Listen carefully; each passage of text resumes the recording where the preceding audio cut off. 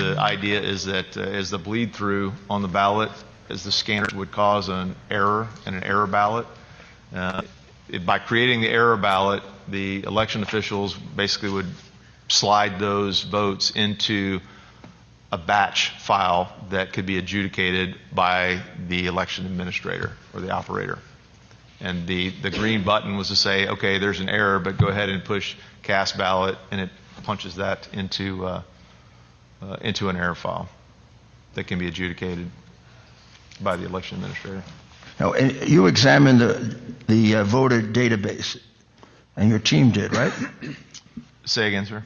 You examined the voter database, you and your team. Those were actually some local Arizona folks that examined that. So you took that from I spoke directly state data? with them. Oh, I see. Okay. Yeah. You spoke directly to whom? To local investigators here. And you have here voter database discrepancies. 6,000 voters, at least, entered into database with no sex and default date of birth, and they're non-existent in LexisNexis. Correct, and I believe there'll be a witness to discuss that later this morning. So unless those can be discovered, those votes would have to be eliminated. Correct, and it was explained to me that the way that happens is that you can register online for a driver's license at the same time you can register for voter registration. But the driver's license doesn't require the same information as the voter rolls, and so those kind of go into a queue that the Secretary of State would approve for the voter rolls over time, but there appear to be 6,000 voters on the voter rolls in the voter database with no sex and a default date of birth. So in other words, they entered 0101, 1900 or whatever that date was. They also discovered over 2,000 votes that used a false address, an address of a vacant lot. Correct. You already told us about the 1,915, 487 mail-in votes that were not verified with regard to signature in Pima County, in Maricopa County. Correct.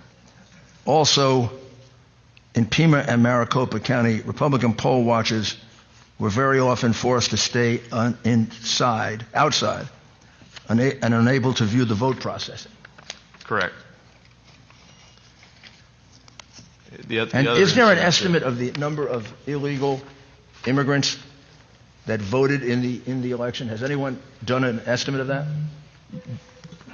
The American Immigration Council suggests that there are about 300,000 ineligible voters, and then one of the local newspaper reported that there were another 312,000, I believe, non-incarcerated felons and other ineligible voters. Has any attempt been made to investigate that, to determine if they can locate a sufficient number of illegal immigrants voting illegally that would have a bearing on the outcome of the election? That would really be done by the county election fixers. But it hasn't been done. Not that and they're going to certify the vote apparently without doing it. I'm not aware if they. It would be. You'd have to be an idiot not to think that illegal immigrants voted, right? It's very possible. How many are there in Arizona, approximately? Anybody's guess, but what's the lowest number?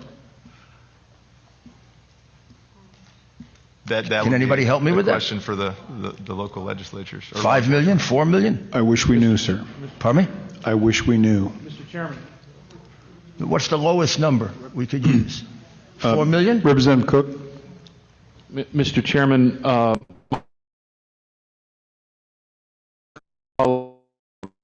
have had several the last few weeks about that number, and she could provide that to Mr. Giuliani.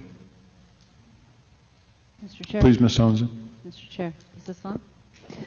Thank you. And Mr. Giuliani, Mayor Giuliani, I can't tell you how many people are in this state that are potentially can vote illegally as an illegal alien, but I can tell you that there is a way for them to vote under the federal only voter program, meaning that someone here illegally or a fake name, anybody that can put together a voter registration card with a fake name, or if they're not eligible to vote and are not in the MVD system here in Arizona, when they register to vote, if they're not found in the MVD system, the DMV system, they're not there, then they're contacted to see, do you have a birth certificate? Do you have anything to prove your citizenship?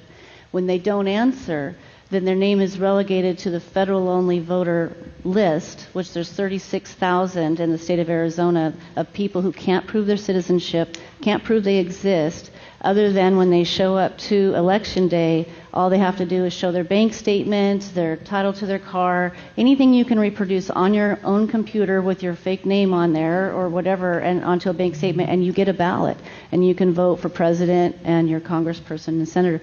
So up to 36,000 plus people in Arizona could potentially vote, and I do have the numbers of who has voted in Maricopa County is 4,100 of the true federal only, and another 4,000 that are supposedly out of state.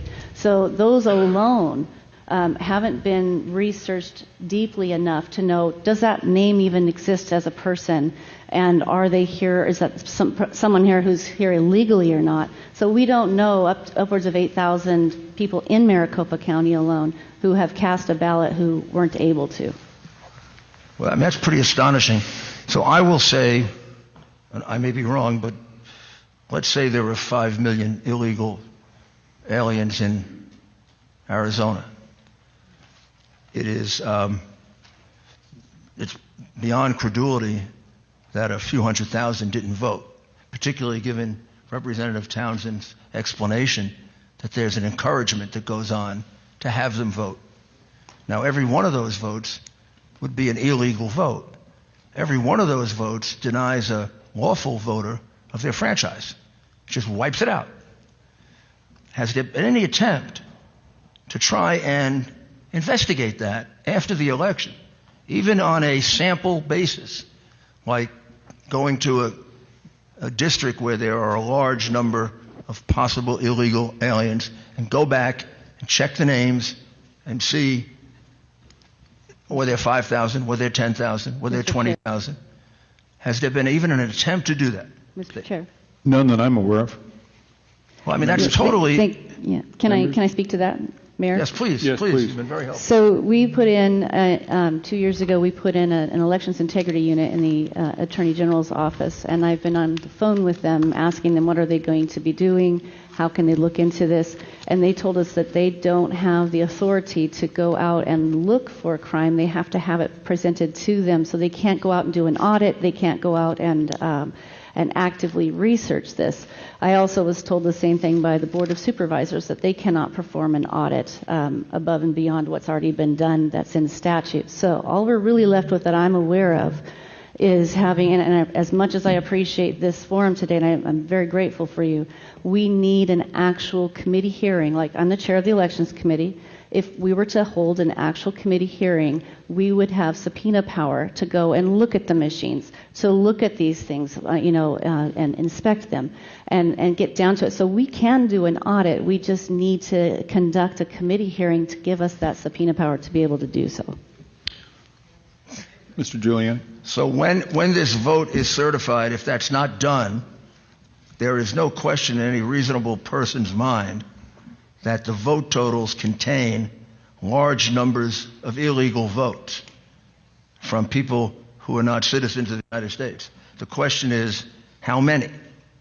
And the officials certifying have made no effort to find out the truth, which seems to me gives the state legislature a perfect reason to take over the conduct of this election, because it's being conducted irresponsibly and unfairly.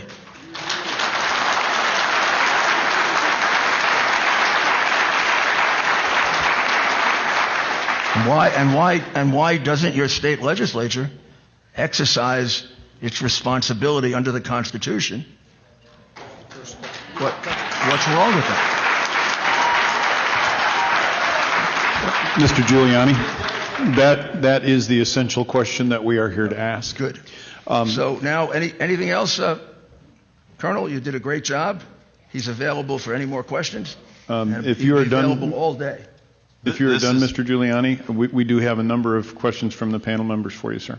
Good. Yes, sir. Let's- All right. The first thing I'd like to ask is, you spoke on system capability, and I know that much has been made of the excoriation of the state of Texas on the Dominion equipment, software, and all that. Can you provide just a very short comment on why they said, not only are we not recommending this, we're prohibiting the use of this equipment in our state? In a nutshell, vulnerabilities that were issued, not addressed, and not fixed. There were too many system vulnerabilities. Okay. And you also referenced a comment about DHS. And I'm struggling with, why did DHS say security for this election was the best it had ever been? Do you have any insight into that? In my experience in life, there's generally two factors for individual. I mean, it's either competence or commitment. So they were either incompetent or not committed to learning the truth at the senior leader level, not Okay. at the operator level. And does DHS know about the information that you've shared with us or that you're sharing with us in the process of this? Have you shared that with them specifically? And much more. So beyond what you're saying here, you've gone into much greater depth. Yeah, we have relationships with our local. We have relationships with our local DHS personnel in Texas, in both the intelligence divisions and CISA.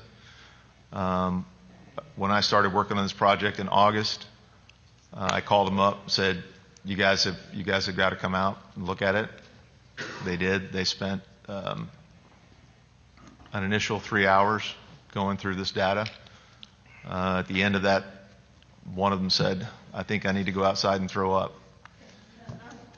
Okay, besides that, did they do anything about it? They had multiple follow-ups. They drove up to our Dallas counterpart team, received over 600 gigabytes of data that had been accumulated over time. Our team provided them over 200 gigabytes of confirmatory data, and they analyzed that. After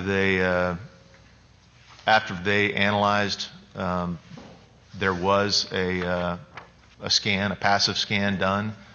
They conducted a limited scan and determined that there were vulnerabilities. They held numerous meetings with their folks, the CISA cyber side, and the INA, which is the Intelligence Assessment Division.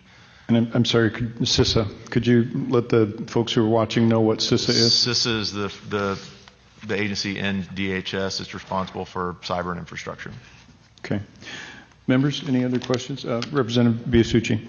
Thank you. One note that might be important, members of the elections division of CISA, I was told would never attend the meetings or the briefings that were conducted internal to DHS on the material that we had presented. And I'm sorry, who is that did not participate? The election security division inside of DHS. Okay, thank you. Representative Biasucci. Thank you, Mr. Chairman, and thank you, Colonel. I just wanted to make sure I have this correct. So when we're talking about, it was Mr. Krebs? Is that correct? Correct. Okay. He stated the most secure election in history. He stated we're not connected to the internet.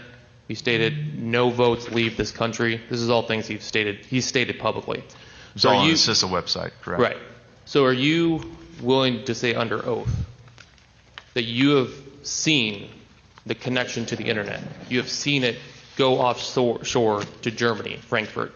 Are these things that you have personally seen and can say that is not true? Our white hat hackers, yes, they have that traffic in the packets. So why would he make that kind of comment, do you think?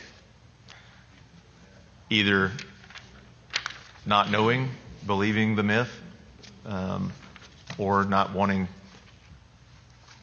the truth to be known. Thank you.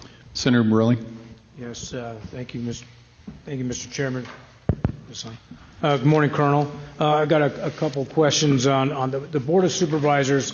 During one of their hearings, had said that the text for this equipment, that's, by the way, the county doesn't own this equipment. It's leased by Dominion and Smartmatic. But is it irregular? Is it SOP for the tech reps to be there during the election process? Yeah, that's been something we observed in Michigan and Pennsylvania, whether they're full-time Dominion employees or contractors. There are Dominion employees that are there to run the equipment. Because at the Board of Supervisors hearing they'd actually made comments that they actually provided them an office space in the county for them to handle this stuff. My question is, a couple of weeks ago they did a test to show that how the system was secure. So they did it before and mid and then after tests, so everybody could see that the Board of Supervisors and the county elections that see this cannot. So what you're hearing is false. Obviously, or is it during that test? Can they find the anomalies in there during that basically what I always call a dog and pony show? Would that show up in one of these tests? In a forensics examination? No, just see, come here and look at this is how we certify the machines, calibrate the machine, whatever, zero it out, this and that. Obviously, these anomalies would not be showing up during that moment, correct? Correct, and it's our understanding that Dominion had a software update at least in a couple states. I'm not sure about Maricopa County, but like the day before the election. Representative Bartow, any questions? I did have one question. Thank you, Colonel. Excellent information. You described web traffic increase during the election as opposed to how do you measure the increase? Are you talking just on the Dominion server network? Yes. They just look at volume of data that's moving through the pipes. And I'm not our hacker team they're the experts. I just kind of the big picture know how to dance it, but they do measure volume traffic. Matter of fact, on the Frankfurt server on election day, there was a German cybersecurity professor that was noting that the increase in traffic was, and he related it back to COVID and said, we haven't even hit our indoors winter season yet, and we've hit the highest traffic. And he specifically noted that one of the reasons was the American elections. Was it an exponential increase? I don't think it's an exponential, but I think it went from.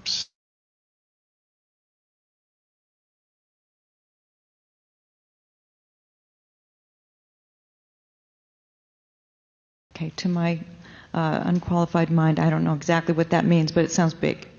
The volume jumped up pretty significantly on November 3rd and 4th to that particular server in the pipes. Thank you. Yes, ma'am. So, Colonel Waldron, so essentially about 33, 34, 35% increase? I would have to go back and look at the numbers, but I mean, from 7 to 10? Ballpark. Yeah, that's big. I can't remember the exact numbers. All right, very good. Senator Gowan, you have any questions? Yeah, thank you, Mr. Chair. Colonel, you talking about the SGO system, and that was, you said Hugo Chavez, he was partial owner in that. Now, that's the beginning of Dominion? SGO was a separate company, but Dominion acquired Sequoia Systems that was spun off of SGO. And they also acquired Premier, which was spun off of Diebold, but they all have the common core of the common code really goes back to SGO. And that one org chart that I put up there kind of showed the licensing agreements that go back and forth between SGO and Dominion. So it's the licensing for the software and the code. So it still stems from the SGO system? That's correct. So, and then you're stating Dominion owns the data. So does that mean when they see the vote count that they own that, not the county's estate. They process it, they retain it. It's in their backup servers. So they have the votes themselves as well, when that's supposed to be property of the state. They've got the data. They've got the voter data, voter registrations. And then you said Dominion sits on the board of Mr. Krabs. Is that right? That was on the CISA website. Their When you say the board, what is the board? it was their Election Security Advisory Council. Oh, okay. Thank you, sir. Thank you, Mr. Chair. Let's see. Representative Roberts, you're next. Thank you, Mr. Chair. Colonel Walton, earlier you were talking about the methods via internet and internal methods as far as, I think you used the term, I forgot exactly how you said it. There was basically methods from the internet and then also internally that there could be manipulation of votes. So my question is do you have any knowledge of were the machines in Arizona connected to the internet at any point in time? And if not, or if so, are there logs internally in these machines that if we were to be able to subpoena these machines and demand them so they could be examined, could we see all of those changes that were made?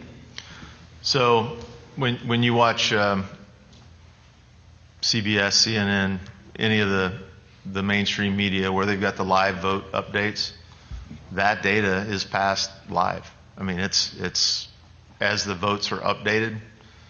So it's, nobody's getting in a plane and flying the hard drive to New York. I mean, it's uploaded and it's connected. So it is connected to the internet, and whether it's locally, I mean, they can move votes with the cards, the voter cards. Those can be preloaded in laptops with the software that could be interdicted and upload fake votes, as in the allegation from Pima County, in batches of 1,000. They can scan blank ballots, and then the administrator can allocate that batch of blank ballots to one candidate or another, either in 100% or any percentages that they allocate in the, according to the user's manual. So to that point, just indulge me just a moment. Would you say that is what we saw in the 2018 election with Governor Bevin, where we actually saw on television, real time, the movement of some 500 votes from one candidate to another? I mean, it was so stark. You saw them go down on one and up on the other on the exact number. Would that be a manifestation of what you're talking about? So the working hypothesis from our counterparts on that, because they've worked that and watched it, and they actually went to Kentucky to assist the team there, was that was a server level interdiction. So they went up to the server, downloaded a CSV file, changed the votes, and re-uploaded it.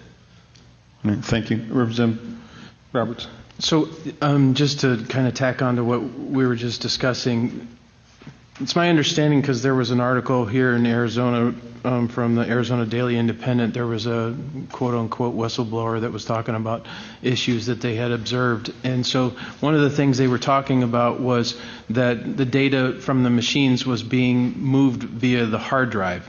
So what you just described as far as the real-time data being uploaded and all that stuff, just for the layman, that same type of manipulation, whether you plug in an Ethernet cable or what have you, or you're doing it on a user interface, that same type of malfeasance could be accomplished in that method as well. And I think in looking at these systems, we identified, almost a dozen ways that you could inject or interdict to manipulate votes.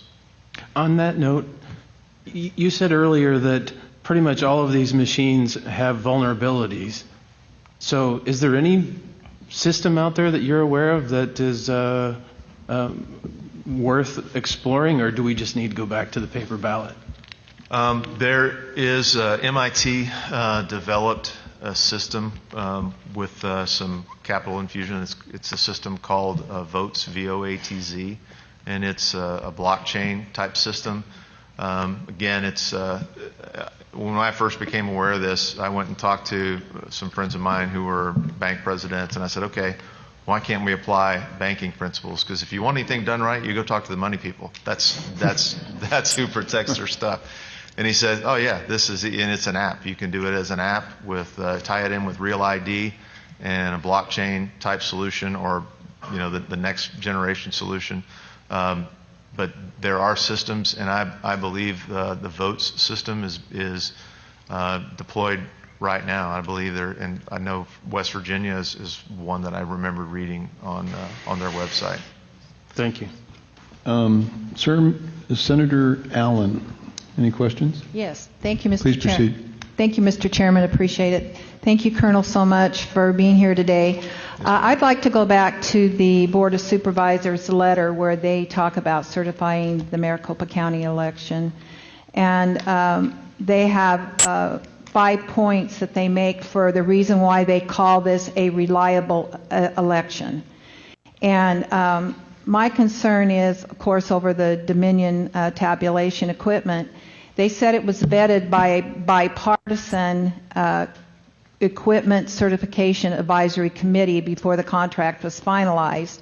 And as required by law, the committee tested the functionality and accuracy of tabulation equipment before it was used in any Arizona election.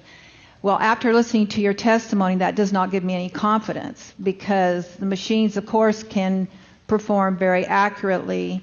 It's after the fact, after the election starts, after the ballot is starting to be put into the machine, that these problems start arising. So is that accurate to say that this should not give us confidence about this being a reliable election?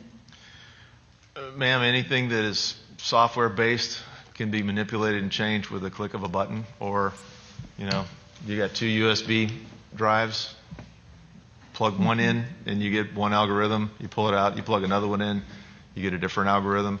And we also believe on the connectedness, these can be pushed down from the top and shifted down. So think of it like a casino or a state lotto. Whoever owns the eye in the sky, you can control the margins. And that's really, I think, what we're looking at. Well, certainly from your testimony, I can see that. And I have one more question, if I could, Mr. Chairman. I believe Senator Borelli has it to that point. All right, go ahead. All right, please proceed. Well, I was going to switch down to the 1% early ballots that they did, and I had a question about that. So, Sonny, if you have something to what I said before, go ahead. Okay, thank you, Mr. Chair. Colonel, so basically what you're saying, for example, since the techs are already there on site during the process, so if a machine jams up and naturally they call the tech over there to go fix the unjam, they could literally, without anybody noticing, because they're the techie people, they could stick a thumb drive in there and upload, change the numbers, manipulate, whatever. There was an affidavit in Pennsylvania from, I think it was last week. A gentleman supervisor had a Ziploc bags full of USB drives, and they noted that he was inserting the USB drives into the machines at a much higher rate than would be necessary or that they had seen in the past. So, yes, you know, it's very, very. So now I have it to that point. Forgive me, but what I think you're saying is that they have just created an electronic footprint, either in the data download that you're seeing real time, that you'd be seeing some kind of a spike, or is there something that's captured on the machine that itself, like a memory card that is resident on the machine, not that is actually talking to the hard drive? The machines, for the most part, at the voting machines, are just run by, you know, removable software and data cards, the cards that actually hold the votes. The backup servers is really where the true story would reside, as far as the uploads, downloads, the change, the the error warnings for the mismatch errors. So would you be able to show with specificity a machine in Maricopa County going all the way across the pond, inserting data into a server? Or would it be an aggregate of all the machines that were in Maricopa County, for example? Is it by individual tabulator, or is it by the server here that collects? Can you help me understand that piece? Let me, That probably goes back to your headache graph, I'm thinking. Yeah, a schematic that sort of shows that.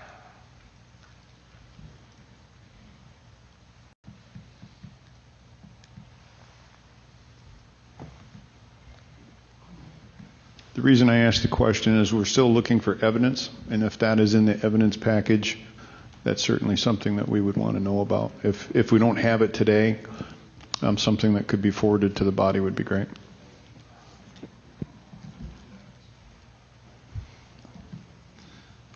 Let me see if I can make this bigger.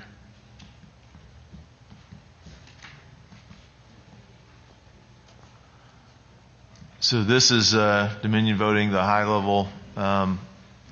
It's a block diagram of how everything's connected, and I can print this off and provide it to you, or whoever would do your audits. But it's kind of hard to see when it's blown up. But you've got ballot boxes, ballots taken out, and this tracks all the way through the image cast central to ballot images, and this is really what's voted. The ballots are scanned into these image casters, and there's an electronic image created. It goes into results files, and then it goes into validation, adjudication, auditing, reporting, and publishing, and then to Democracy Suite EMS, the Democracy Suite servers, the database servers, the document management servers, and it kind of shows you how this all goes out to the world from this whole system. Election data, this is kind of the top feed to all these servers, but this is really, it's a network. I mean, it's a computer company. It's all networked. It has to be. So let me reframe the question. We probably would not be able to identify any specific tabulation machine showing up on the server because it's all aggregated. Yeah, it's these tabulation machines go through this process, but the results files. So if you work it backwards from the server, you would be able to go back to a ballot image, an electronic ballot image. All right, thank you. Senator Allen, you had Yes. another question? Thank you, Mr. Chairman. The other thing in this letter by the Board of Supervisors was they commented, again, of what made this a reliable election, that the election day ballots from 2% of vote centers and 1% of early ballots is required by Arizona law, and it yielded a 100% match to the results produced by the tabulation equipment. So that should give us, and all the counties do this. They do this hand count, this little audit of a small percent of the votes to see how it matches up to the machine. So could you explain how we shouldn't have confidence in that particular, how can they make that match up to the machine then when they just arbitrarily pick out 1%? If there's vote dumps that are happening and things that are happening throughout the process. I would just say it's something we learned a long time ago, garbage in, garbage out. If you've got 1.9 million votes that the signatures aren't verified, and they're just reading bubbled in, ballot cards, then yes, the ballot cards, when they run 1,000 ballot cards through, are going to come out with 1,000. So that small batch would represent what those particular ballots say, but that's why there's chain of custody requirements. That's why there's verification requirements at each step along the way.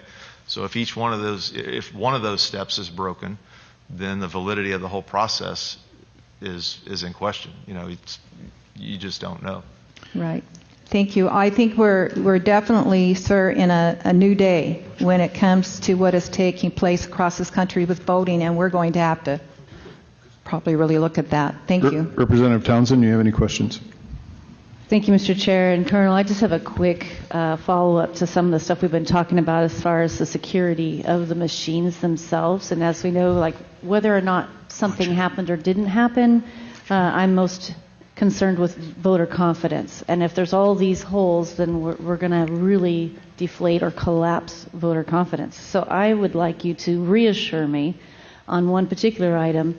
In the tabulation room at the MCTEC here in Phoenix, in years past, you had to have a special badge, and only people that were certified to be in that room with the machines and the tabulation and all that were allowed in there. This year, teams of 25 adjudicators in that room in the tabulation room with these machines. Would it have been possible for someone in that scenario to wander over to the machine and have a conversation and put in this thumb drive you're talking about, or is it deeper than that, or something that's happened from remotely, or how secure are these machines? Because we know that there's no chain of custody on the hard drives, and the machines we saw in the video left alone for almost a week in one of the voting centers, untended, unsecured. How could somebody, a regular person with nefarious intentions, walk up and change the solo election by putting in the thumb drive and changing the algorithms? That's something that could have happened, or we don't have to worry about that. Either an individual that has knowledge of the systems and how to, operate in the system could have an impact again from the server. They could be sitting in Nigeria, as long as they've got an internet connection, they can get to that particular server. If they had access to, the data from the malware that's on the server, they could get the login and password from, a Pima County operator or a Maricopa County operator. So there are just so many places that they can be interdicted or penetrated.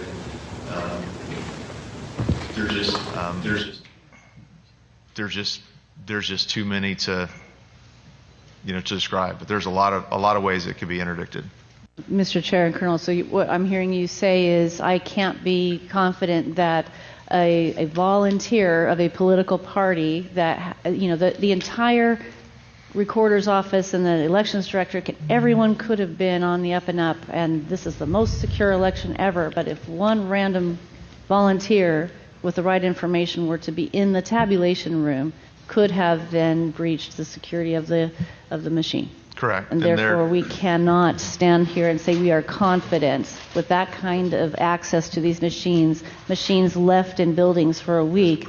We cannot say with certainty that this is a secure election, and we have 100% confidence that nothing went wrong. And you just brought up the chain of custody issue, and that's a critical vulnerability path. So that if the chain of custody was broken, then you really don't know. You can't say with confidence that it was a fair Thank election. you. And Mr. Chair and Colonel, last point. If you were in charge, would you want a recount? Would you want an audit? Would you want a do-over? What would you do? A forensic audit will tell you what was processed, but to the mayor's point earlier, as soon as those mail-in ballots, which were 1.9 million requested, and I think a good percentage Roughly. return. If those signatures weren't verified, then you can count the same things over and over again, but you're starting with flawed results already. An audit, a full audit, would be able to tell you if those were bad ballots or pre-printed ballots. You could do a full forensic audit on the actual ballots. But once the envelopes are separated from the ballots on that many mail-in ballots, it's almost impossible to go back without doing a forensic analysis of each ballot and the paper and the ink. Okay, and Mr. Chair and Colonel, do you have any information about potential shipments of ballots to Arizona and other places from North Korea or something like? Do you have any information like that? There were several affidavits that were provided to the legal teams I don't have those affidavits with me now, but there were affidavits and suggestions, and I think more of those are in process to obtain more affidavits on those processes. Mr. Mayor, can you tell us whether or not you have got, I don't know if you heard the question, or do you have affidavits that counterfeit ballots were somehow shipped into Arizona? I'd have to look. All right, thank you. I would have to look. Representative Cook, any questions? Yes, Mr. Chairman, thank you, and I'll make it brief, but I do have some stuff that I'd like to say is that, Colonel, when I ran for office in 2016, I got a phone call one day that one of our county recorder's office information had been breached and all of the voter information was for sale on the dark web. That was my first instance of becoming representative about this hacking and computer stuff and what's out there. I just went through my third election as the top vote getter, and I would like to say that I continuously have been tried to be hacked on my personal or ledge account or whatever is out there on the internet. I later learned from people, Colonel, that the reason why this is done out of the country, and according to your graph, is that it is harder for us to track these people down and prosecute them when these computer anomalies and things happen from outside the country, inside our country and state. Would that be true? We would not have the legal jurisdiction to go seize or search a server outside of the U.S. Thank you, Colonel. And would this make sense that if you had a simple phone number and then you went on the internet and then researched that phone number of where you received a text message and it was from Ukraine, would that not be a red flag that your phone or information was trying to be attacked or infiltrated? Correct, it would be. Okay, so moving on to that, Colonel, what I've noticed is that about these voting machines and these plugged-in USB drives, when in fact, when we watch across this great country of ours, in many states, we have very few amount of counties compared to other states in here. You got to target 2 counties. If you notice that rural Arizona and rural Arizona legislators are up here, we're ready to go to work today. Our constituents demand it, and we demand it as their representatives to work for them to solve these problems.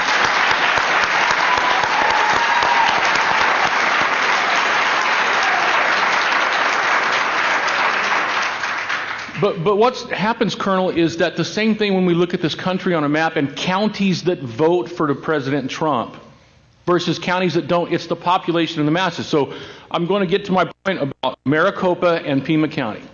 Okay, we all, in rural Arizona, we call it the great state of Maricopa because Maricopa County has more legislators at the legislature than rural Arizona does. If we add all of ours up, we still don't have the numbers to be an equal voice at the state legislature, but we have to work harder, which we can. So if we look at Maricopa and Pima County, if I was going to, now we're going to get down to vote centers, okay, targeted vote centers, Colonel. I wouldn't have to have a USB drive or to infiltrate every voting machine in every vote center in Maricopa and Pima County, would I? Or would I just need to target those individual voting centers in those 2 massive counties in the state to do what you are saying, to take votes and shift them over in those numbers? Do you understand what I'm asking? I've seen analyses that boiled down national elections to zip codes, to just zip codes. Mr. Chairman, I get fired up when I get into this stuff because I read and hear everything that these people have said. It has happened to me. And I just thank you again for your information, confirmation. But when I go back to the 2016 hacking, what I see as a pattern, Colonel, is that there is a plan. There's a larger plan, and it's not a conspiracy theory, and I'm not nuts. But if I wanted to engage in a plan in 2016, Colonel, would I not start hacking and getting the VOTA databases and information of projecting of why do we have, what is the number, 2,000 or 1,200 voters, I believe, in Maricopa County registered that I believe have voted at a vacant lot? I mean, if I Correct. really wanted to go down the road, isn't that the way you would target it?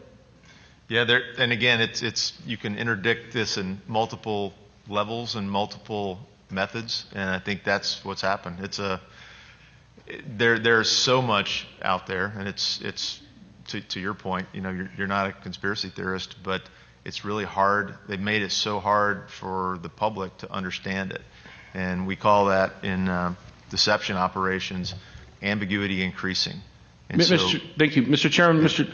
Colonel. I have the last question and what concerns me over what I've read and seen is that could the data that you say could be traced back only to the scanned ballot at this point, so it can't go back to the individual voting machines?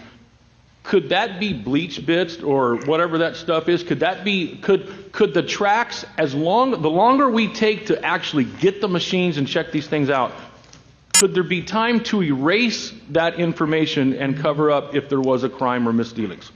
There could, but now the batch files will go back to the precinct and the machines on the tapes. So you can track it all the way back to the machines and the precincts by the tapes, and it's what we showed in the Antrim County, those printouts on the precinct level.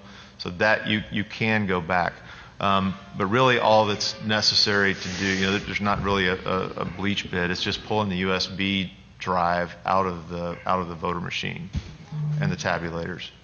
So the machines themselves, other than the servers, really don't have a lot of resident information. The tabulation machines, they can have some stored images, but where you retain these, the federal election requirements require, and I can't remember the U.S. Code title, 46 rings a bell, but the 22-month retention of federal elections records. It would be done in those the ballot images and electronic backups. So the data is retained, and you can do forensics on it as long as it's the actual servers and the actual machines. Colonel, thank you for your time, your patriotism, and Mr. Chairman, I yield any remaining time I may have. Thank you. I believe Senator Gowan has one more question, and I just need to remind the panel, time grows short. I think Mayor Giuliani has significant more witnesses and evidence that he'd like to have heard.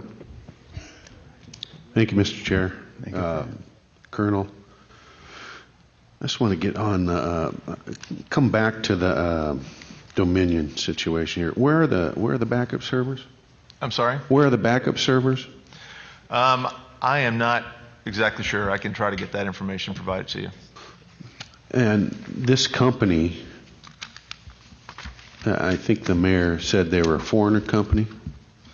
The Canadian, is that what it is? So we know there are sites in Toronto. There are offices that are in Canada. So we know that there were data there. They also have servers in Serbia and other countries. But as far as knowing for sure where the data from Maricopa County went and resides, we don't know that. But they've got backup servers. So an audit, because we talked about that a little earlier. First off, would that find where the server is and where the information would be? Tracing the flow of the information, yes, sir. The audit would do that. Correct. But it also tell us whether or not it's true or not that the 1.9 million signatures were or were not verified, right? So we would have an absolute So that would be a Colonel, could you get a little bit closer to the microphone? I'm getting a lot of people who are saying, I can't hear the guy talk. Okay.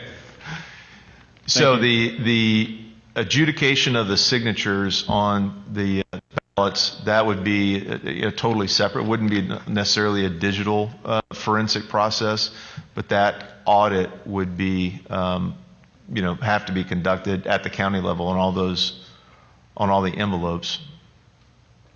So if we did an audit, if we were able to do that, tell me the things that could come out of that.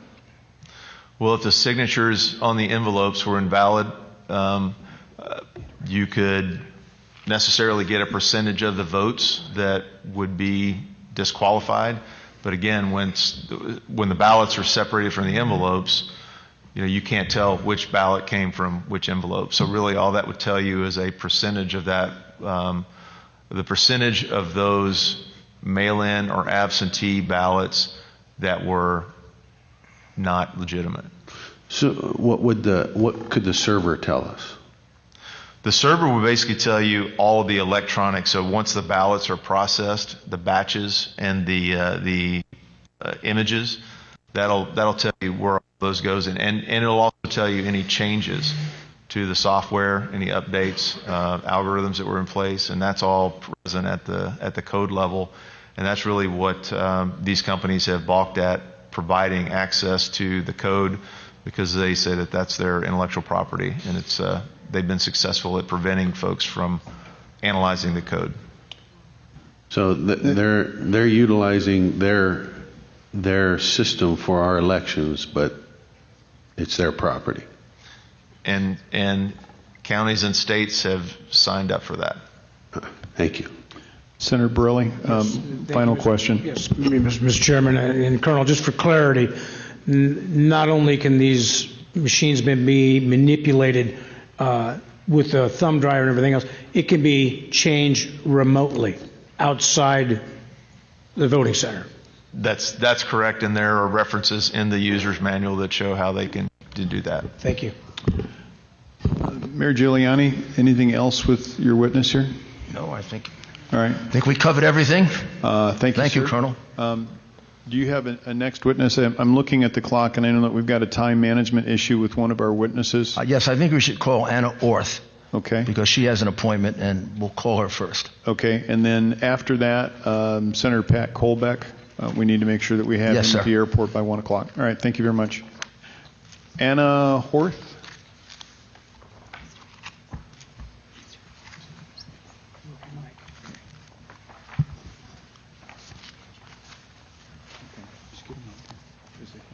Is Anna Orth here? Anna Horth? Anna O-R-T-H. Anna Horth. All right, we'll check on her. And let's go then to... All right, Senator Pat Colbeck. Just so folks know that we've got folks in a separate room, just so that we can bring them out and have some kind of order here. Senator Colbeck. To call her. Find out. And maybe she should call. Thank you, sir. If you would, could you please introduce yourself? Yes, my name is former Michigan State Senator Patrick Colbeck. I appreciate the opportunity to speak with you, Mr. Chair, and esteemed panel members.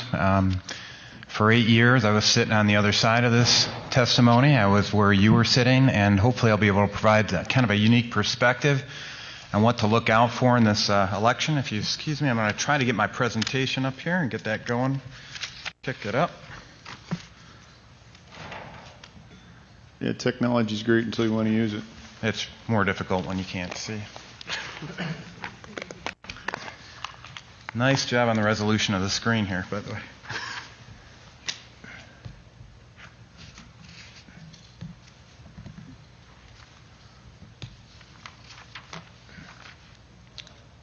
Okay. And just for background purposes, as we're looking for it to recognize my USB flash drive.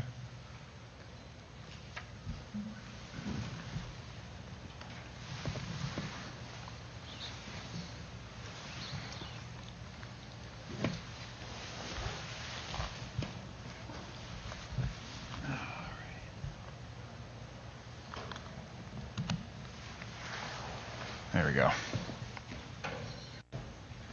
Much better.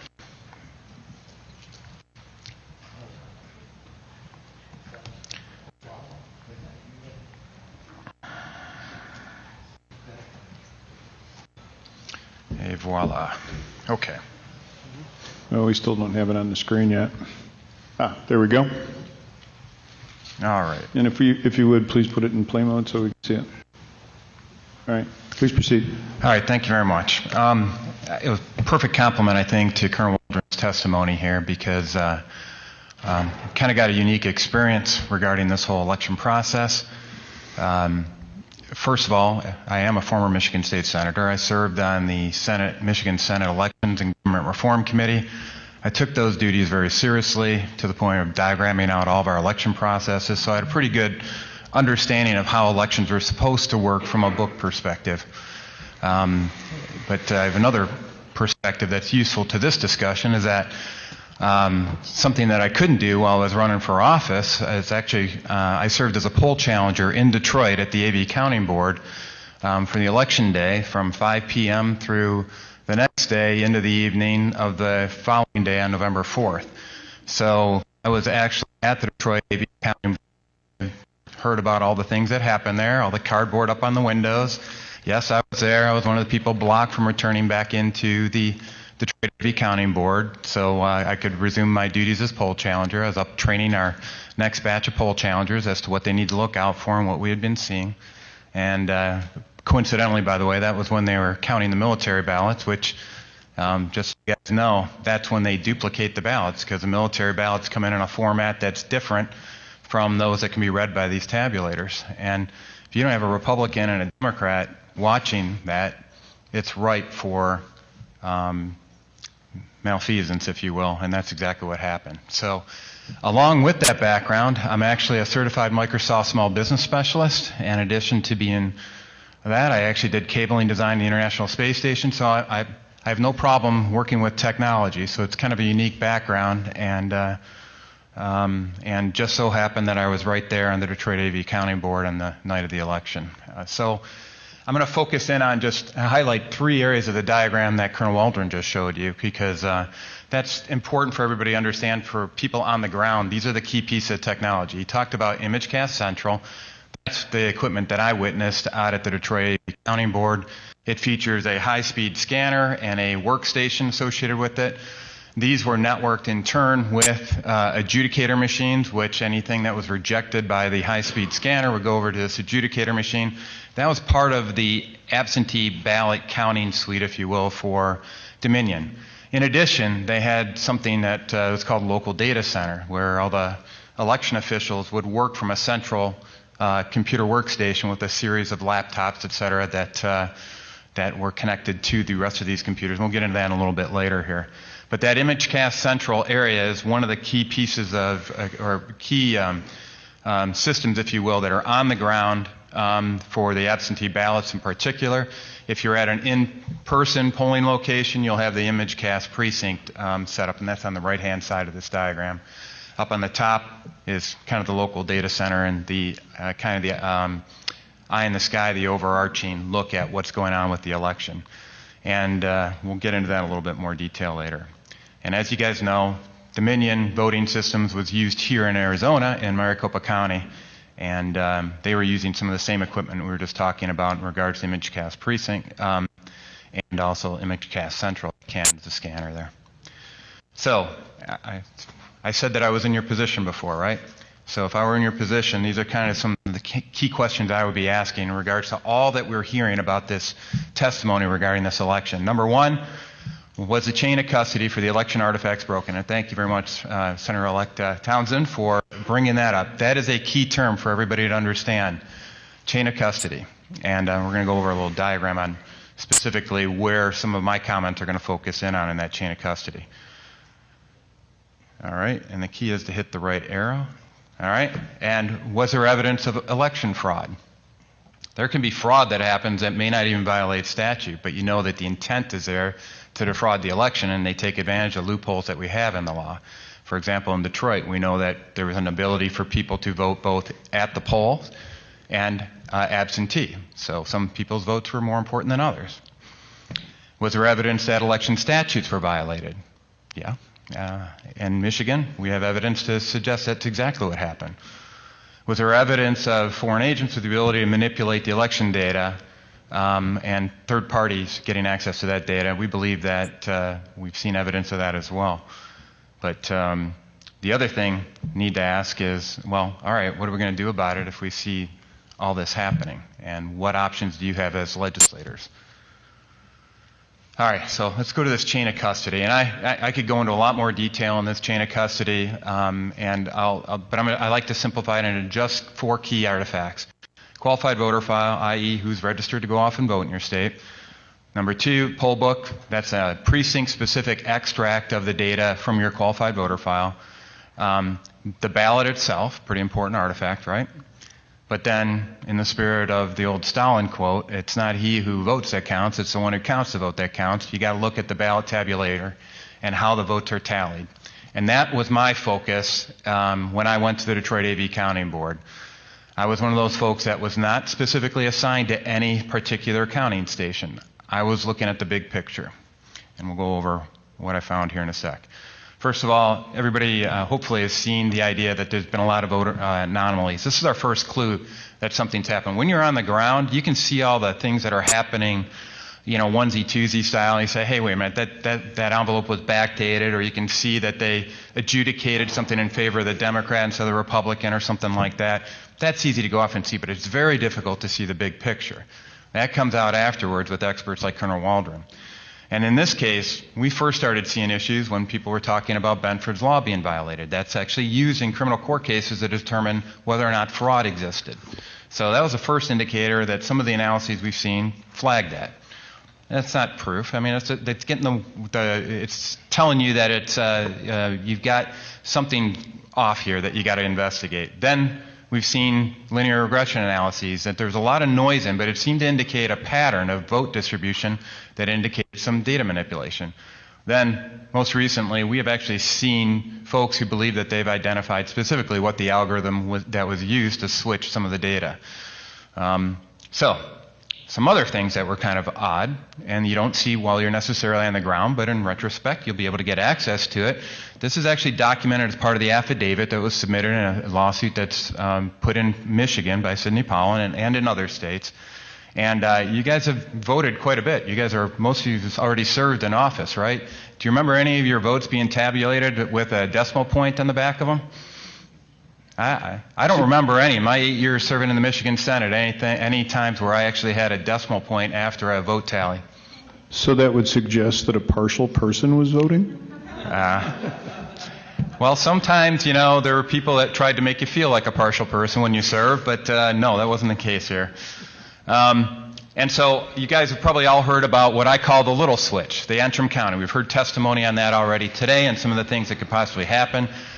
Getting into the possible technical reasons for that is maybe you have an internal ballot barcode switch on it where they have one barcode style or ballot style that's flagged, and then when they associate a specific scan of a vote, they flip it over to a different barcode style that may have the voters or the candidates flipped in it. Something else is something called a rank choice voting algorithm. It's one of the modules inside of the Dominion suite. And this is where you might see evidence of, this is the only place that I know of at least that can start putting in fractions into your vote.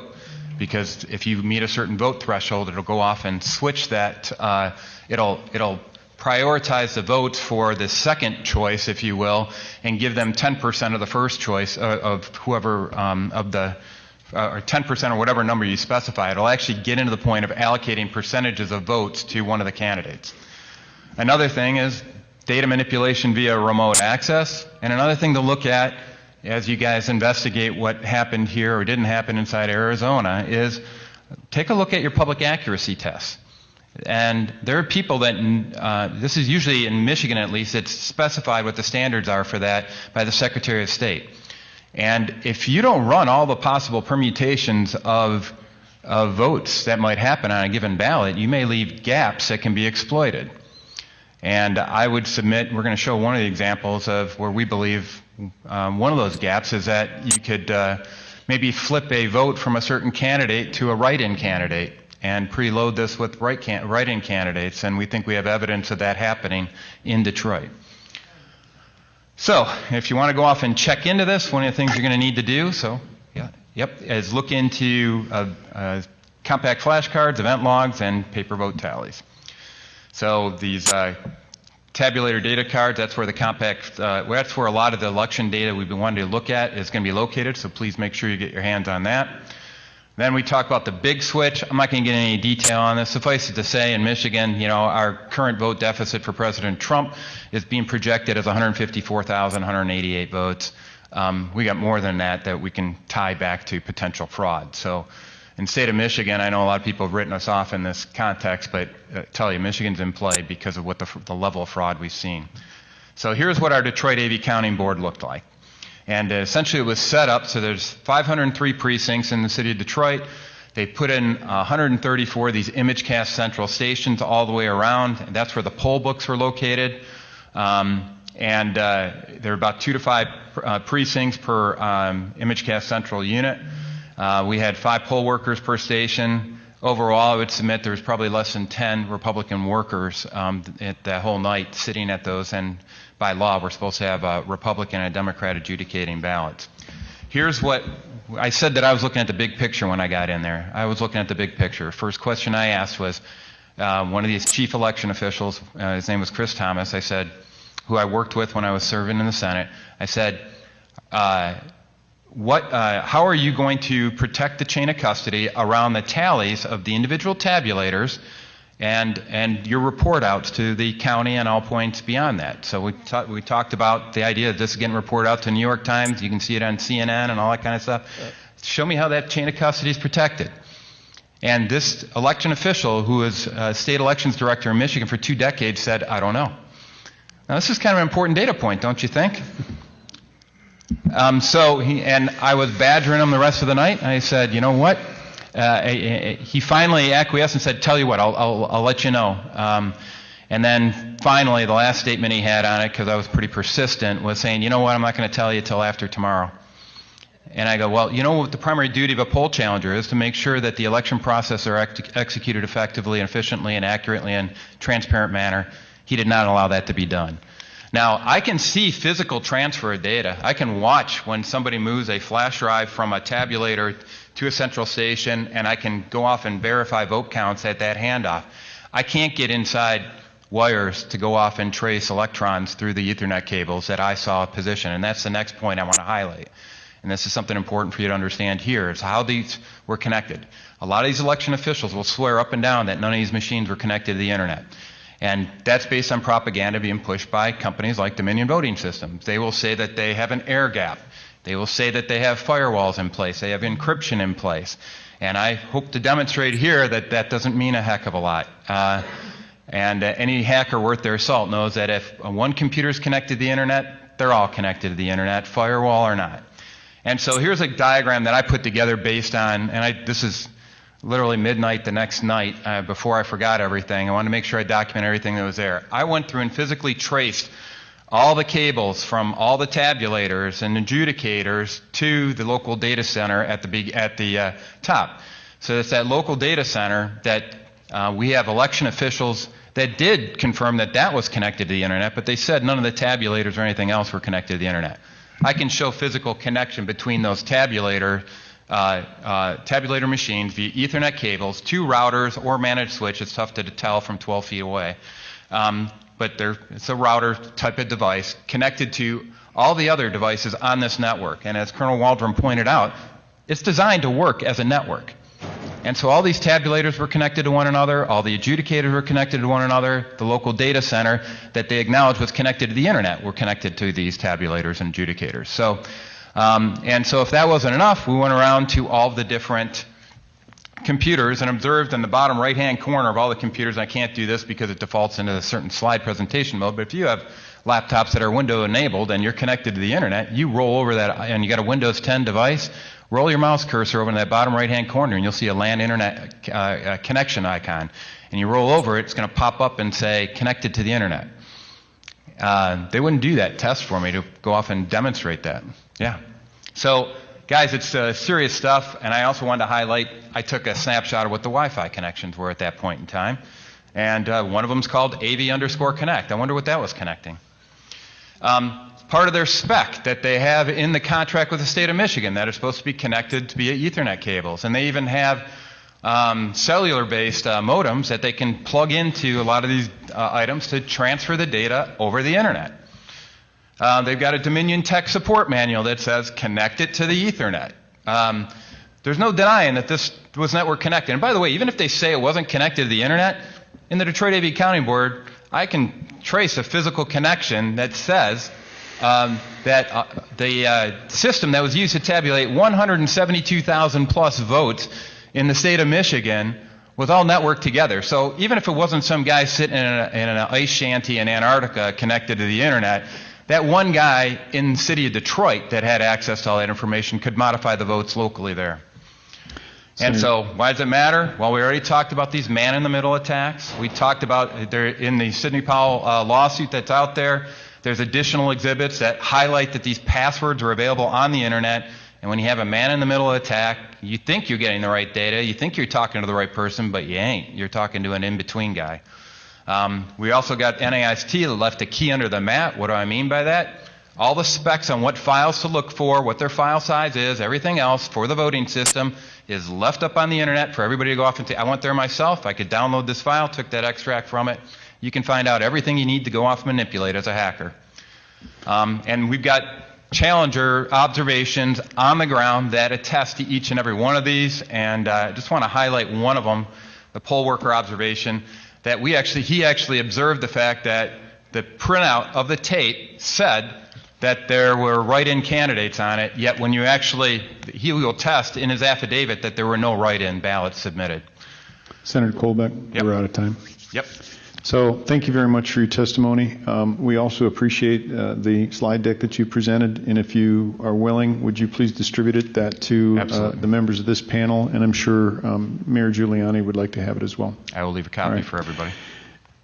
Any questions for this gentleman, Mayor? No, I think Or would you like to move on to Anna Orth? we can move on to All Ms. right. Orth. She's here Thank now. you very much, Senator. Anna Orth, would you please come up to the witness stand?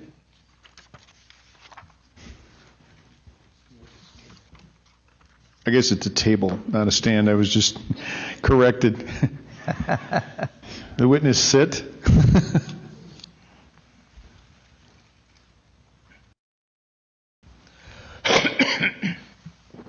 Thank you for coming, Anna. Thank you for having me. Would you please give your name, and Mayor, the floor is yours. My name is Anna, and I'm a resident and registered voter in Pima County. I volunteered as a poll observer. Can you get a little bit closer to the microphone, Sure, of please? course. Thank you. Again, my name is Anna, and I'm a resident and registered voter in Pima County. I volunteered as a poll observer on October 16th, and then I signed up to work as a poll worker on November 3rd in a neighboring precinct. Would you like me to just give you an overview? Is that what Yes, I'm please do. doing? Okay. Well, I wrote in because I was aware of some irregularities that happened while I was a poll observer and some different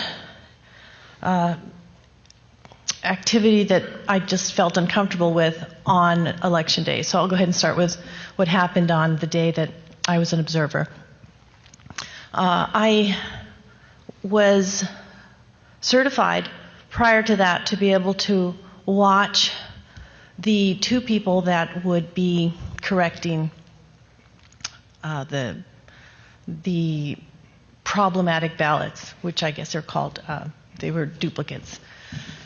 When I walked into the room, they said, I'm sorry, you can't be in here, you're going to go into another room.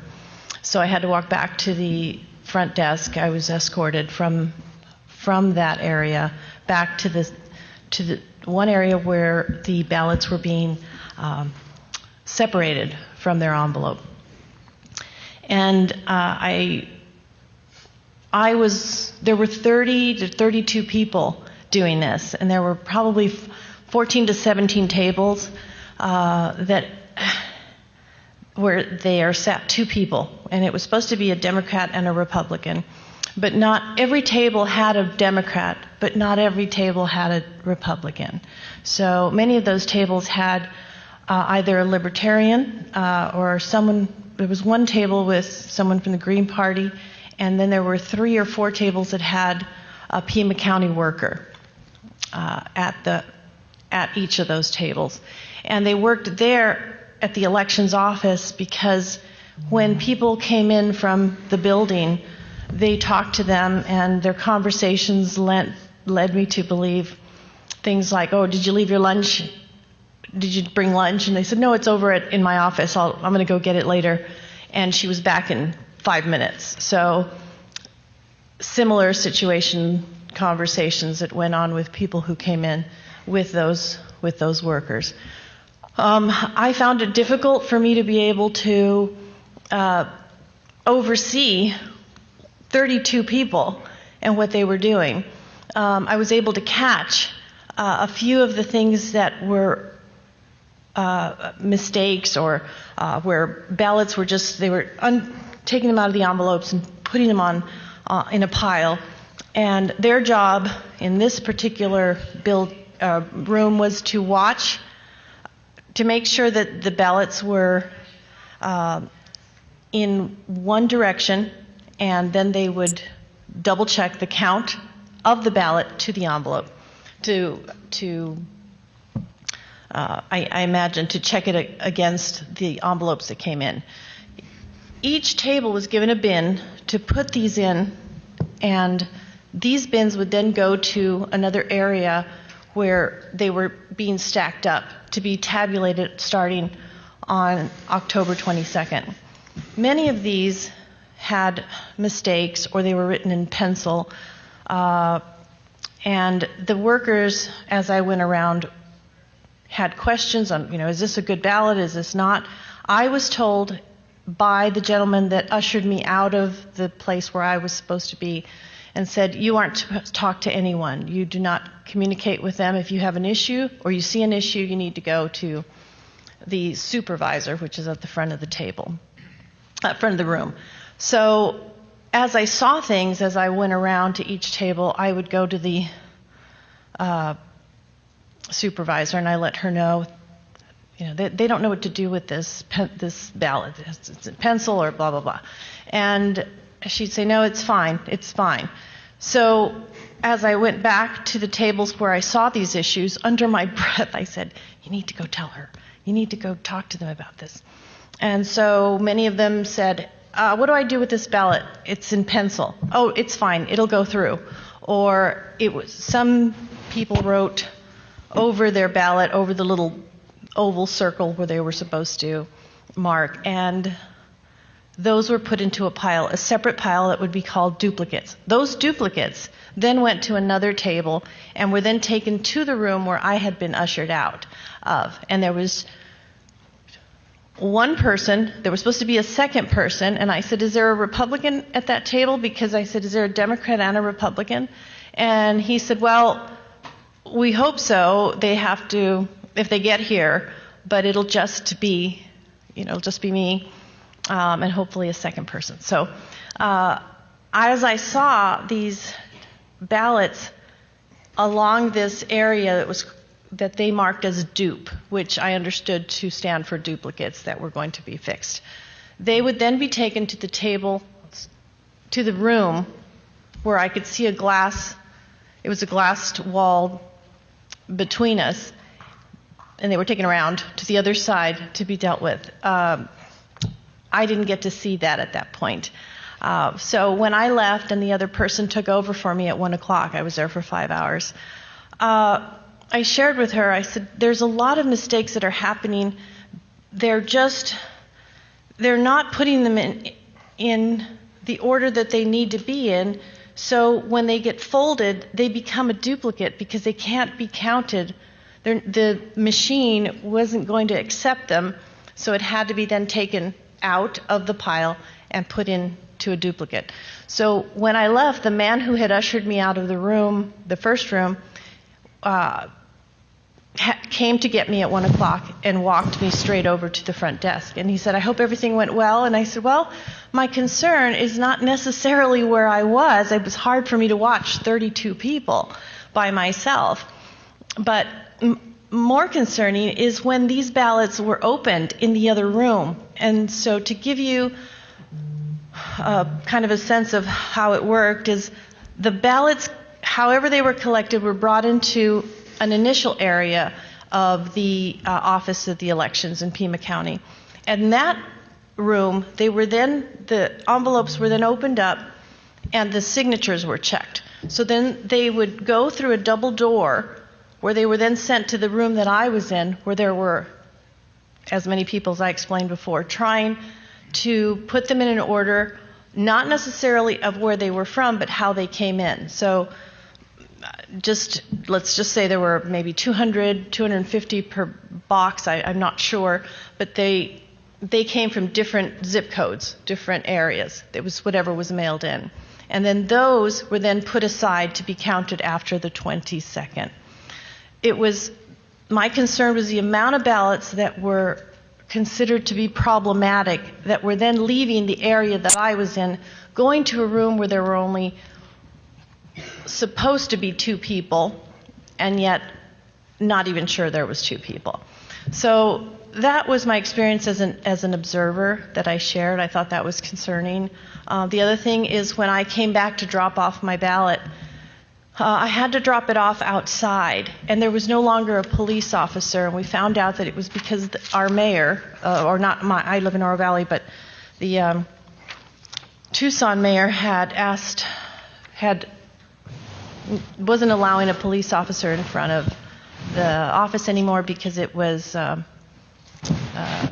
upsetting to people to come and vote. And so I asked the man, I have to put my ballot out here.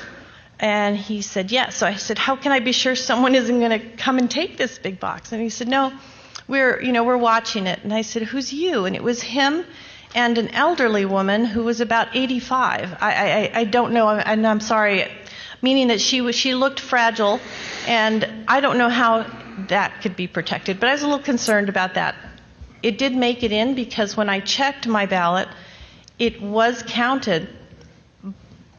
But another question is how do we know who we voted for? That's a separate issue, but my point is that I don't know if my ballot actually has the people that I voted for. And, as I said, that's something separate from what I experienced there as an observer. As a poll worker, I was assigned to be a provisional ballot clerk, and that was on Election Day. And on that day, I had worked the primary in August, so I had an idea of who would come by, what the issues were. But this time, we had so many more people who needed a provisional ballot than we had been allotted to have in this one precinct. So that was concerning. But the people that came to me I had so many people who said, I didn't ask for a mail-in ballot. My wife isn't listed as an early ballot person, but I am. And those are the kind of people that we had a lot of. But secondly, I had people who had just moved here from other states, and most of them were from 2 apartment complexes. It was concerning because as we counted them, we probably had over 40 people who were in one apartment complex with one address who had moved here from other states that I began to turn away. I'd say, I don't know, within the hour, we were so busy that I took a break and went outside. And a gentleman with a yellow shirt said, hi, I'm with the Democratic Party. I'm here from California, and I'm here at this precinct specifically. I came from a Phoenix in Maricopa County, a precinct there, and we're here to help turn Arizona blue. And I don't know if just looking at me, he decided that he felt safe saying that to me. Maybe he assumed that I would be okay with that. I was shocked, and I said, oh, so what? He said, oh, I said, so what is your plan? What are you doing? And he said, well, I have lawyers on call to contact immediately if they don't allow them to vote, people to vote. And I said, well, there was a cutoff date. And he said, nope, every vote should count. So that made me nervous, of course, because I didn't know the law specifically, and I didn't want to do something that would cause a problem. So I thought, and he said, "Oh, I've only had to turn away." No, just a couple people were turned away, and I was able to help one person go back in. Well, that was probably sent to me because I was the provisional ballot clerk. So of course, that was somebody that I had to take care of. So I went back in and thought, well, this is unusual. I'm concerned that somebody outside is going to be calling an attorney on something that I did because I said no. I sent somebody away and said, I'm sorry. I mean, if you don't have any proof that you've lived here or proof of having registered, I can't give you a ballot. So I called the recorder's office and explained this, and she said, well, you have to let them, all votes will count, but it's on a case-by-case basis. So at that point then, I had to call in to the recorder's office at every single ballot, and you have to understand, we ran out of spaces. So, I mean, we were at like 200. I'm sure you can check on this to be sure, but we were over the amount of ballots we had. But every time I called the recorder's office, they would ask me for their name and their date of birth. And when they would look that up, the person on the phone would say, okay, well, you can go ahead and let them vote. And so I was trying to find a constant that I could go by so that we could speed up the process. I mean, is it if they've moved here and they have this, and if they've moved here at a certain date, what is it? And they would not give me any constant. They just said, you just have to call for every case is different. So my concern and why I wrote in was that I had two people right after having a slew of people who came in from other states wanting to vote without having been registered and allowed to vote per the recorder's office. I then had someone come in from Maricopa County and one from Pinal County. It just happened right after.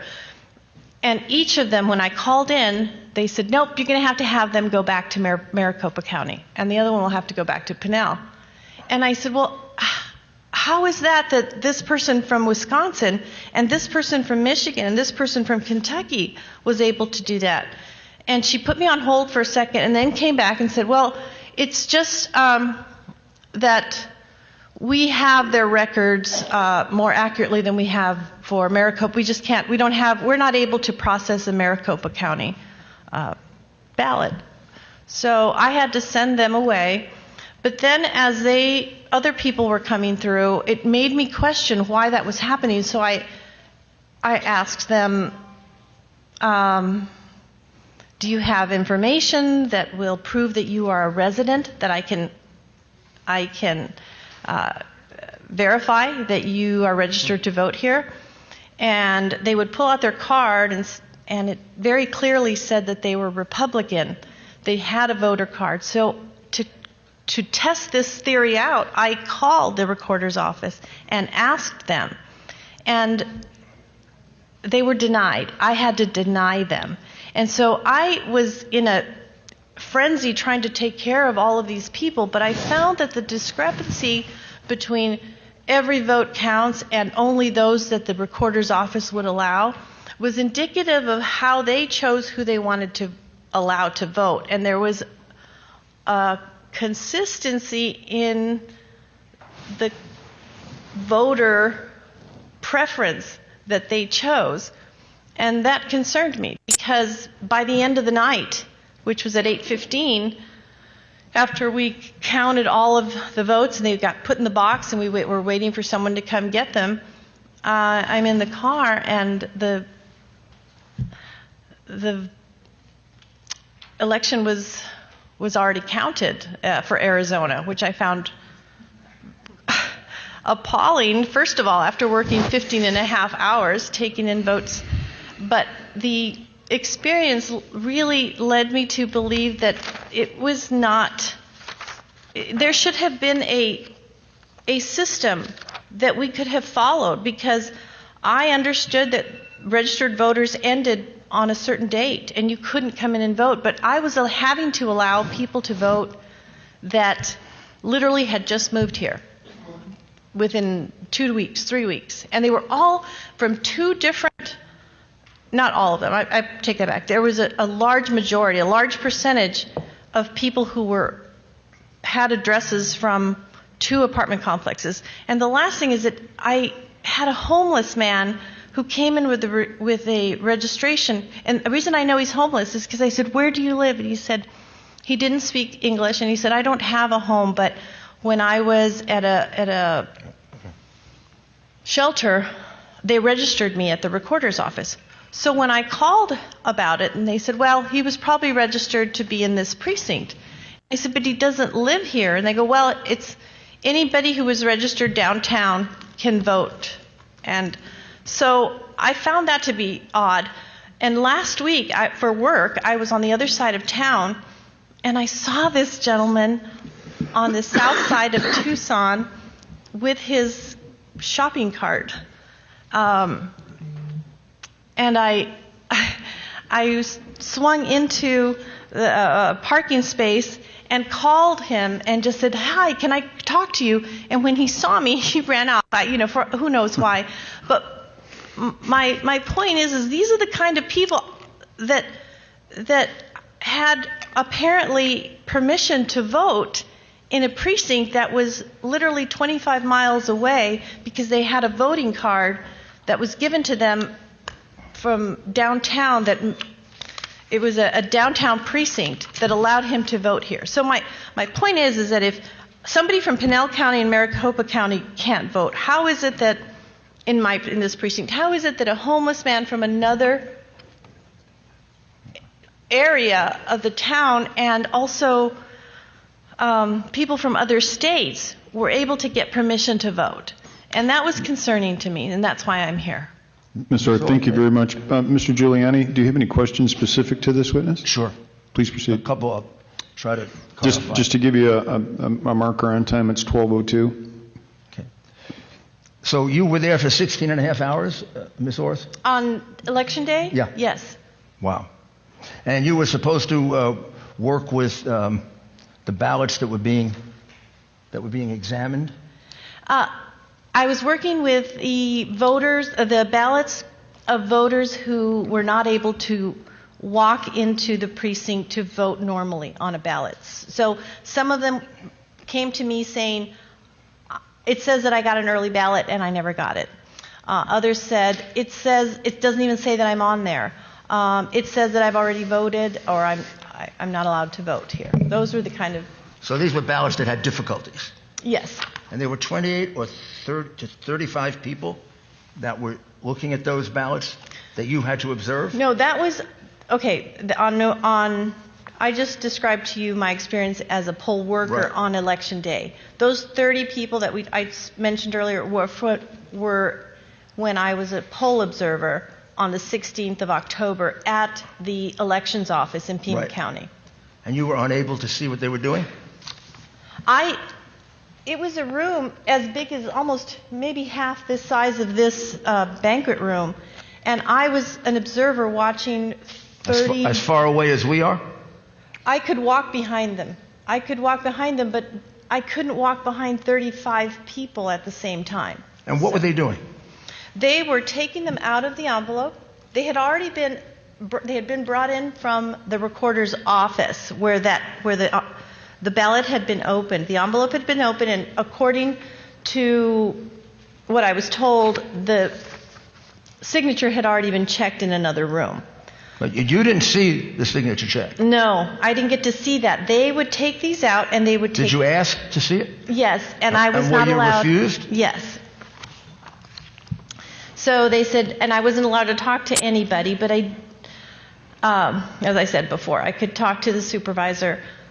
These people who sat at each of these tables, who were representative of mostly one party, with the Democrat Party, and they would take them out of the envelope and then put them in a pile, and then separate the inside envelope. In Arizona, we have an outside envelope, then the inside envelope, and then the ballot, right? Right. So the ballot was then collected from the bin. So each table would get a bin, and they would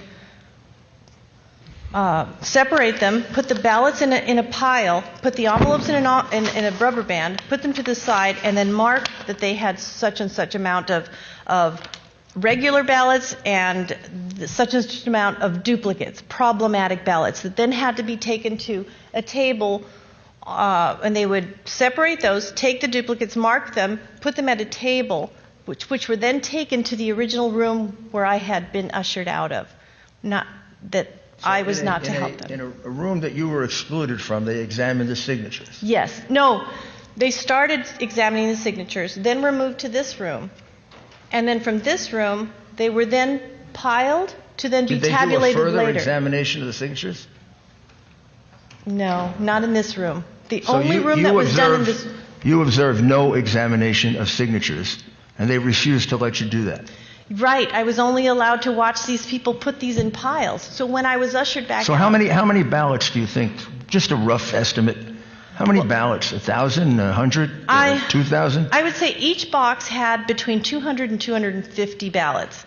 And I was there for 5 hours. And during that time that I was there, each table went through 6 to 7 to 8, depending on how fast they were and how many mistakes they made, because many times the ballots weren't straight and they had to recount them, or I would hear them say... So how do we do that arithmetic? All right, well, let's see, 250 times 8. Somebody who's not nervous maybe can say... 2,000.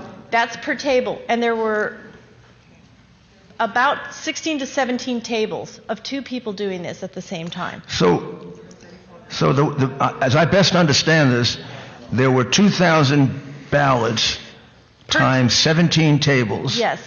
That you or anyone else that you knew of got a chance. No Republican got a chance to observe that, as far as you know. Well, I was the only observer allowed in at one time. So a gal took over for me at 1 o'clock when I left, and I told her, I'm exhausted. I don't know how you can watch all 17, but stand behind one of the tables, and you'll see that this particular table keeps folding them and tearing them, and once that happens, it has to become a duplicate. And when this becomes a duplicate, it goes to that table, and it goes to the room where we don't get to see what happens to that. So you can't talk to them, but you can do this and tell them, look, that's folded or that's crooked. Or and I said, if you see one again that has a pencil on it, the supervisor is saying that yes, she told me specifically that it could go through. I mean, told me that it couldn't, but told them that it could. So I said, there's some discrepancy in what she's telling me and what she's telling them.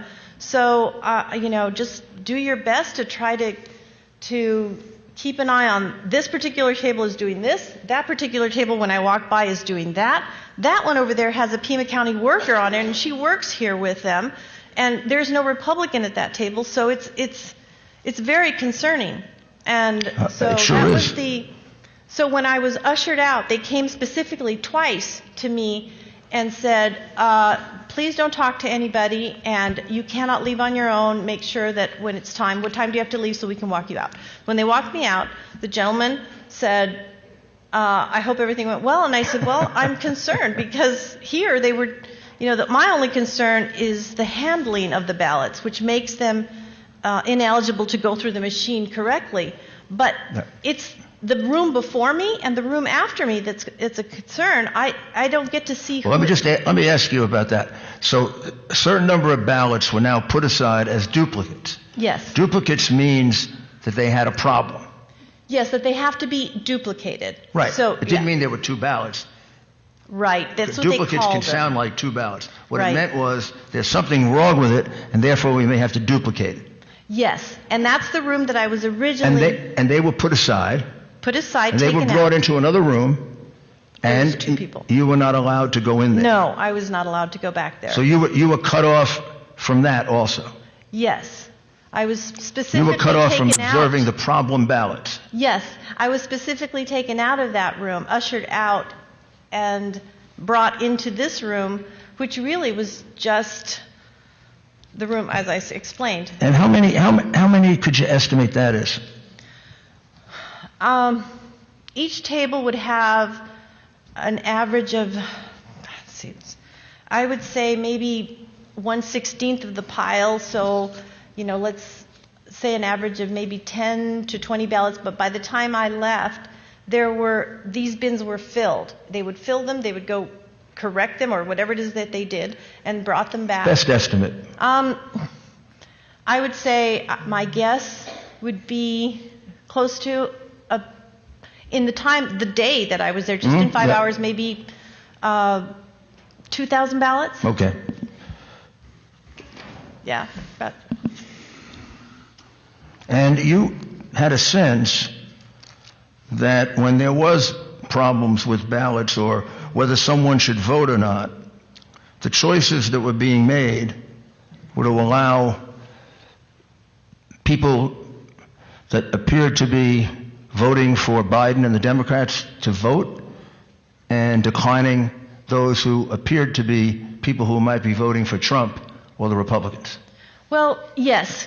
I began to get that sense after I saw that people from other states who weren't even registered in the state of Arizona were being allowed to vote. I was given direction that I had to give them a provisional ballot because as they walked out, there was a gentleman out there who told me he was specifically there to make sure that every voter who wanted to vote could vote.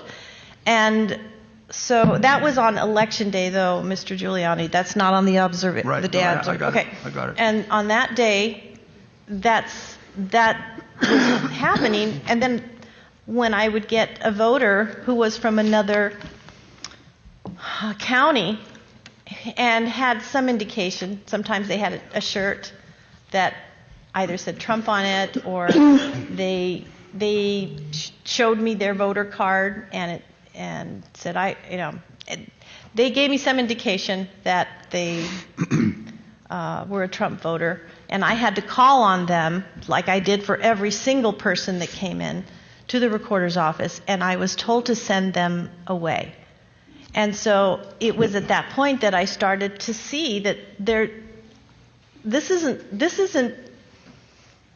this can't be right. This can't be right. So I tested this and No, it can't asked be her, right. and then especially as I'm I glad said, you recognize that. yeah, and so when I said you all live at this apartment complex and you all live at this other one, and they said, well, yeah, we're all coming in to vote, and so I said, well, are you how long have you lived here? Or this your other precinct here? Well, I've lived here, or I've lived there, and they still were allowed to vote. Many of them were not residents for more than a month. Other people said they were registered in another state, but that they were here.